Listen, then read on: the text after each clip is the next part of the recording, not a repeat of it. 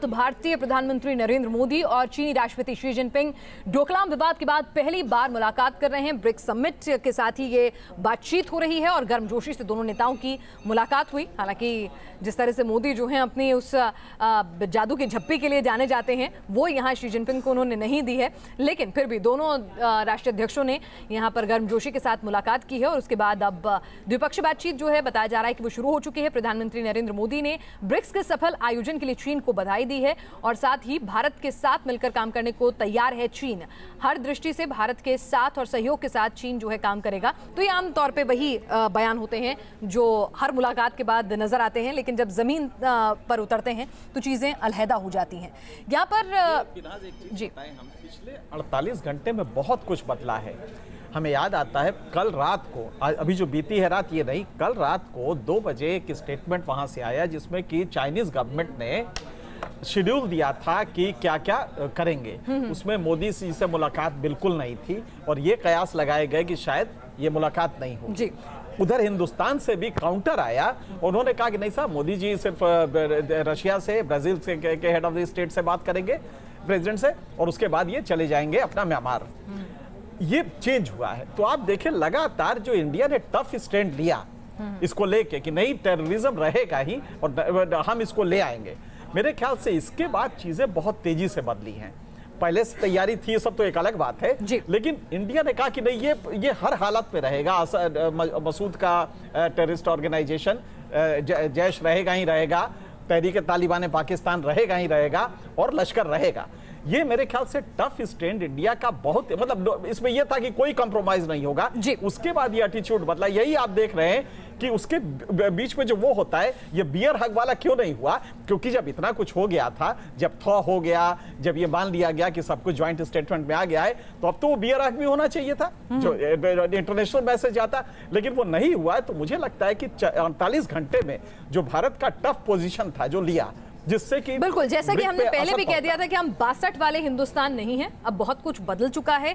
हमारे सामरिक लिहाज से भी हमारे पास मजबूती है, आर्थिक लिहाज से भी, अंतर्राष्ट्रीय पटल पर भी हमारी एक अलग पहचान और अपना अलग दमखम है। लेकिन यहाँ पर अगर एक आम आदमी के लिहाज से समझने की कोशिश करें पीके सहगल साहब, कि आपने जो आंकड़ा दिया कि साल में अमूमन 400 बार घुसपैठ की कोशिश होती है अलग अलग बॉर्डर्स पर, रोज एक से ज्यादा घुसपैठ अगर उस तरह से देखा जाए, तो इस सब के बीच में एक भी बुलेट फायर नहीं होता है। बड़े आराम से वो चलते हुए आते हैं, बड़े आराम से हम धक्का देके चले जाते हैं, विरोध दोनों तरफ से हो जाता है। तो इस तरह की पोजीशनिंग को किस तरह से देखा जाए? नहीं, जहाँ तक तो दोनों एक दूसरे को मिलते हैं, फ्लैग ड्रिल करते हैं, वापस चले जाएं, वो तो सही है। लेकिन पिछले 3 सालों में 4 बारी ऐसे मौके आए हैं जहाँ स्टैंड ऑफ बड़ा काफ़ी दिनों तक चला। आपको याद होगा जब प्रधानमंत्री मनमोहन सिंह थे तो दीपसांग में 17 दिन तक स्टैंड ऑफ चला और वो पुल बैक किए जब आपने चुमार में अपना जो टावर बनाया हुआ था उसको तोड़ा और अपने बंकर्स वहाँ से हटाए। यानी दूसरे लफ्ज़ों में आपने कॉम्प्रोमाइज़ किया। इसी माफिक चुमार में तकरीबन 8 से 10 दिन तक वो स्टैंड ऑफ चलता रहा। जब जी-पेंग आए तो प्रधानमंत्री जी ने कहा हमने तो आपको न्योता दिया था, आपके पीएलए को तो न्योता नहीं दिया था, वो 1000 अब मेहमान भी लेके आ गए हो। तो उन्होंने कहा कि वो चले जाएंगे, वो वास्तव में नहीं गए। हिंदुस्तान ने ओवरनाइट एक ब्रिगेड वहाँ भेजी तकरीबन 4000 की और हुक्म दिया कि अगर चाइना नहीं हटते तो उनको धकेल दिया जाए। तो यानी दूसरे लफ्ज़ों में स्टैंड ऑफ आहिस्ते आहिस्ते डेंजरस होते जा रहे हैं। फिर आपका जो पेगोंगसो में अभी स्टैंड ऑफ हुआ जिसमें पहली बारी पत्थर फेंके गए, चाइना ने रॉड्स इस्तेमाल की।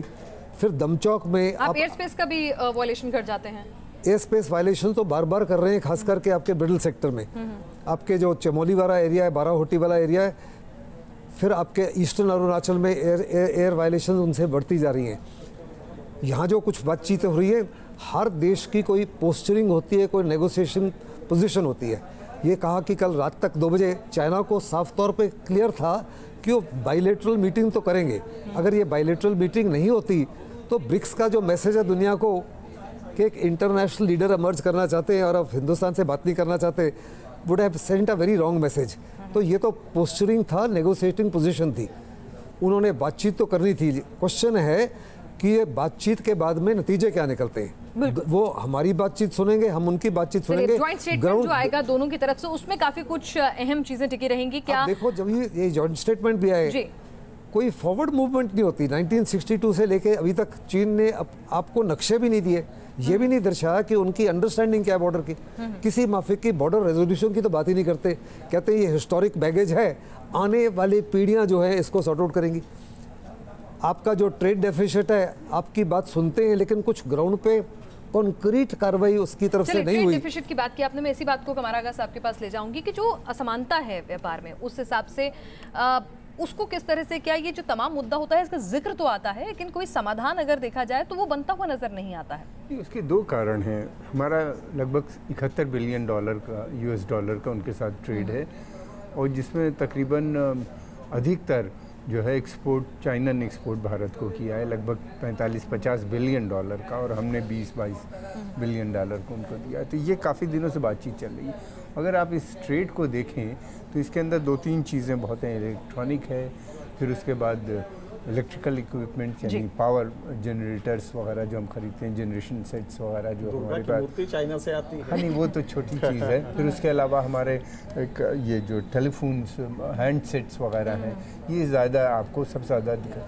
जब तक हम इनको बनाएंगे नहीं, जब तक हम बनाएंगे नहीं ये चीज़ें, तब तक ये चाइना से आती रहेंगी। हमको मैन्युफैक्चरिंग दोबारा जाना पड़ेगा, और ये चीज़ें जितनी भी हैं, चाहे हैंड सेट्स हों, मोबाइल सेट्स हों, ये बिलियंस ऑफ डॉलर के हैं। यानी कि मोदी जी के मेक इन इंडिया के शेर को दहाड़ना होगा तभी ये खत्म हो सकता है। ये प्रोडक्शन, इसमें हमारी कंपनीज ज़्यादातर वहाँ से सामान बनवा लेती हैं, फिर उसके बाद यहाँ पे उन्हीं ने बंद कर दिया क्योंकि वहाँ पे सस्ता बनता है। तो हमको मैन्युफैक्चरिंग पे ध्यान देना पड़ेगा।